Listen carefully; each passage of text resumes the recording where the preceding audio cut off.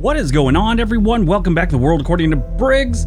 Today we're going to do a list that was inspired by things we learned while researching our last video about forbidden places. What we learned was there are a lot of strange islands with weird and mysterious stories in the world. You won't find some of the mainstream weird islands that have been done to death on YouTube and different websites like Easter Island and North Sentinel Island. Those are weird, don't get me wrong, but I want to do videos where you learn something that you don't already know, hopefully. Sure, some of you know about these, but a majority of you won't. But the ones about Easter Island and North Sentinel Island are worth watching, so if you get a chance, definitely watch them. Alright, let's check out some freaky islands. Number 10, Clipperton Island. Clipperton Island is a coral atoll south of Mexico and west of Guatemala in the Pacific, and it was named after a pirate. It's had a few owners over the years: France, pirates, Mexico, and the United States at one point. The United States wanted it so they could collect bird poop. I'm not kidding. Mexico took possession in 1897 and allowed the British to come collect the poop for a while. Around 1910, Mexico decided they wanted again, and they sent a dozen or so soldiers with their wives and some servants to live on the island. These people started having kids on the bird poop island. You know, nothing gets my motor running like an albatross dropping a deuce right outside my hut. Now, the island had another resident, and by all accounts, he was an angry old lighthouse keeper named Victor Alvarez. Now, they were getting supplies on a regular basis. In 1914, supply ships stopped coming due to the Mexican Civil War, and hard times set upon the island and its people. The people living on the island started to die off until only 3 wives and their children remained, along with the lighthouse keeper, who was still pissy by all accounts. Alvarez, the lighthouse keeper, seeing that all the men were dead and he figured he could take a couple women in a fistfight, seized control of the survivors and declared himself king of the island. Yeah, I'm not kidding. He declared himself king of the island. He spent the next few years terrorizing the women and children of Clipperton Island until they'd had enough and killed him. Yeah, the women got together and they killed him. They killed the king. In 1917, the last surviving islanders were 3 women and 8 malnourished children. They were rescued by an American ship. Ownership of the island reverted back to France, which manned the lighthouse on Clipperton Island, but after World War II, it was completely abandoned. There is now only the occasional scientific expedition to the atoll. Technically, France owns it, but they don't go there. They don't have anything to do with it. At least 3 times since 1960, people have become castaways on this little speck of land in the Pacific. Number 9, Partridge Island, Canada. Canada's Partridge Island is located off the coast of St. John's Harbor in New Brunswick, and it was used as a quarantine station starting back in 1830. Canada made all newcomers not coming from England stay on the island until they found out that they didn't have any diseases or they weren't Irish, apparently. Yeah, back in the day, most places didn't really like the Irish showing up. The Great Famine of the 1840s hit and thousands flooded into Canada. 2,500 Irish immigrants were quarantined on Partridge Island. Canadians feared Irish and others would be spreading cholera, typhus, smallpox, scarlet fever, yellow fever, and measles. Newly arrived immigrants were subject to kerosene showers, followed by showers of hot water. Many were sick, and Partridge Island couldn't handle the huge number of people coming in during the peak of the Irish potato famine. The influx of thousands of Irish earned the island the nickname Canada's Emerald Island, because Ireland's called the Emerald Island. Got it? Okay, moving on. Quarantine immigrants who've died of disease were buried on the island, and on one occasion that they know of, it was a mass grave. The grave, they say, has greener grass than any other place on the island. It was closed in 1941. Partridge Island became a mysterious place, visited only through photographs. Now, I saw one video where these guys were saying that they found out there's a $5,000 fine if you go to the island. And there's like this little rock pathway out there. Not even a pathway, it's like a jetty that goes out to it. You could walk it. It takes about 45 minutes to walk this thing, and it's kind of rough. So, you know, it's not wheelchair accessible by any stretch of the imagination. But yeah, if you go to this thing, you can get a $5,000 fine. Number 8, the island of Daksa. The island of Daksa is in the Adriatic Sea near Dubrovnik, Croatia, and it was home to a Franciscan monastery from 1281 to sometime around the mid-1800s. If you don't know what this place's history is, you'd probably look at the island and go, hey, I'd like to visit there. It looks comforting. It looks relaxing. Then you find out this is where they used to take people for the big dirt nap, and you start looking at Bermuda instead. The small island has a villa and an ancient lighthouse. After the Franciscans closed up shop, the island didn't get much use, even less use after the activities of 1944. At the height of World War II, locals rounded up around 50 men suspected of being Nazi sympathizers, including the local mayor and a local priest. They were never seen again. They were taken to Daksa and executed without a trial. In 2009, 2 mass graves were unearthed on the island. DNA samples were taken from the victims of the Daksa massacre, and some were identified, some were not. In 2010, they finally got the proper burial 66 years after what went down. There's tales of ghosts, hauntings, the sound of crying coming from the island, people crying out for justice. This little island is for sale, and no one's even put in a bid on it.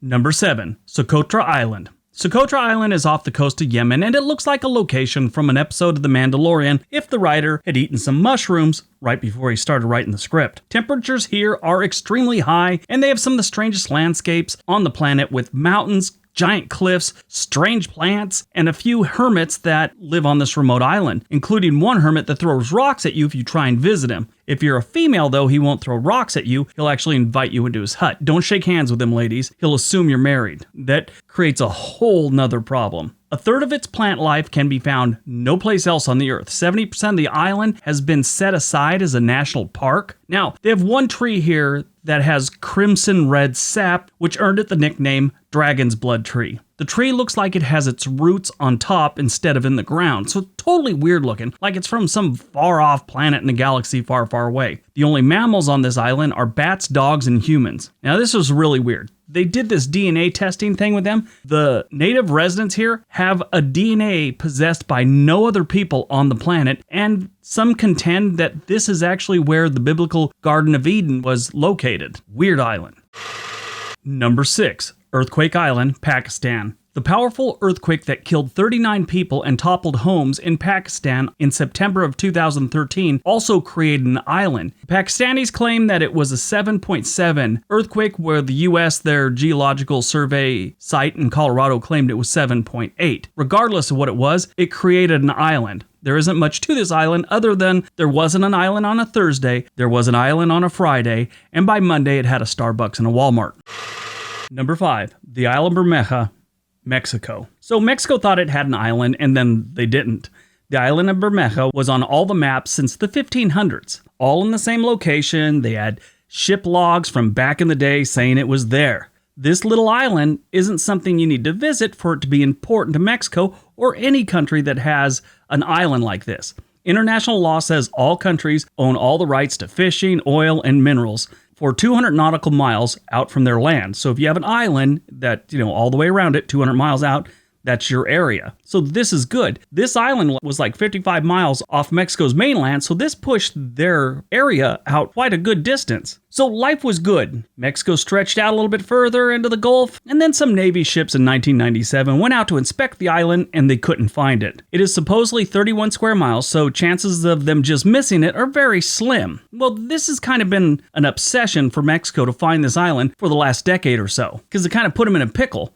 They really like oil. They're still trying to find it. There's a lot of different theories to what happened. Obviously, the most basic is like that island that appeared in Pakistan. This one could have just disappeared because of an earthquake. So they've sent divers and all kinds of things. They can't find this thing. In Mexico, though, there's all kinds of conspiracies. Most of them center around the United States getting rid of their island. Like the CIA got big ship-type bulldozers and dug up their island so it disappeared so Mexico can't get all that oil out. That's one theory. The other theory is we bombed it with a nuclear bomb, all this other stuff. But as a result of their missing island, Mexico's economic zone has been sharply reduced. Number 4.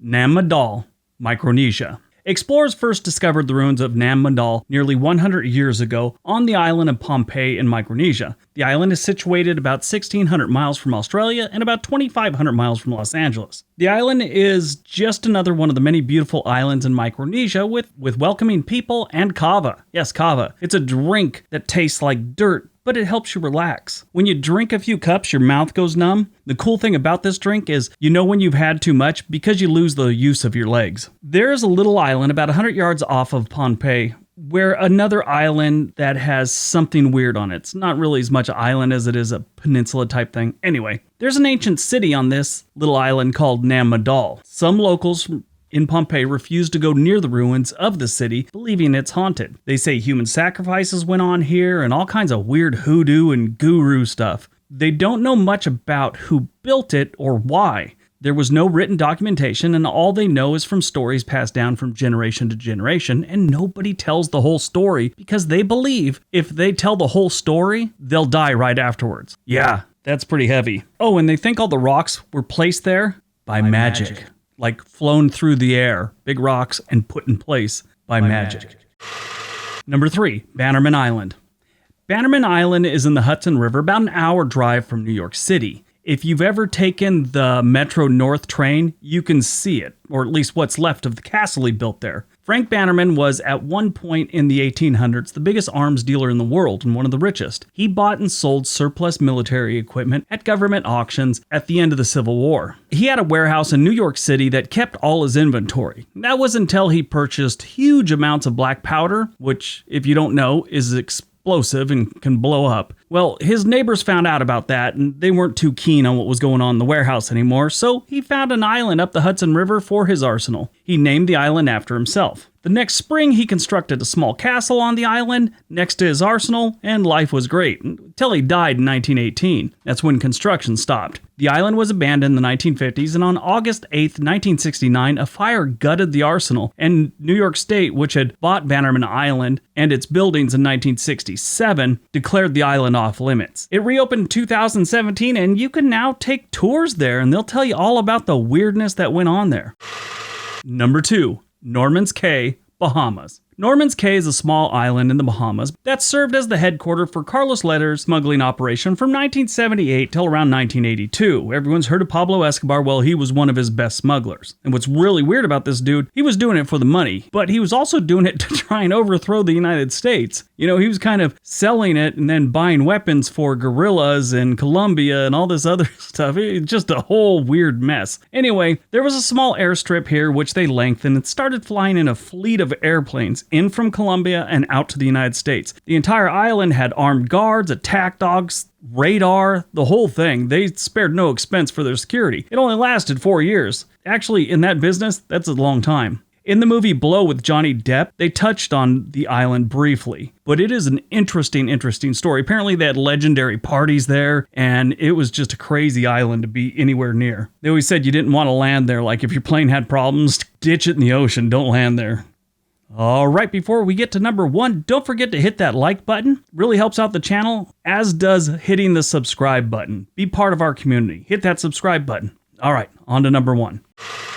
And number 1, the island of Tinian. North of Guam, you have a little island called Tinian. Tinian, together with Saipan, was possibly first sighted by Europeans of the Spanish expedition of Ferdinand Magellan, when it made landfall in the southern Marianas on March 6, 1521. The Spanish were the first to plant their flag here, and later on the Germans did. Under Spanish rule, the island was developed into ranches for raising cattle and pigs, which were used as provisions for Spanish galleons en route to Mexico. In 1914, during World War I, the island was captured by the Japanese, which was awarded formal control in 1918 by the League of Nations as part of the South Seas Mandate. During the first part of World War II, the Japanese didn't have any military on the island. None. You'd think they would. Then someone in Tokyo looked at a map and said, holy crap, they could bomb us from there. So they sent troops. Not long after that, someone in Washington, D.C. looked at a map and said, holy crap, we could bomb them from there. So the Battle of Saipan and Tinian went down. We won and built some nice airstrips for B-29s.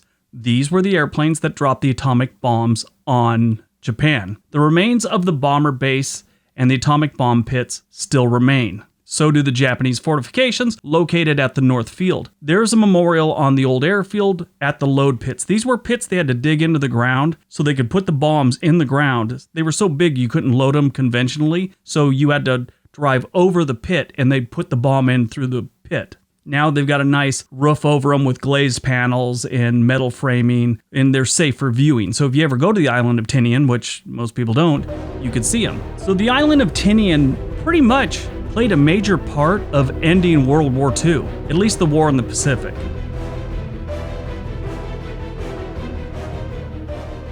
All right, that is our video. I hope you guys enjoyed it. Hope you got some information out of it. Let me know what you thought. What was your favorite island? 1 through 10, pick them. Let me know in the comment section below. Everybody have a great day. Be nice to each other.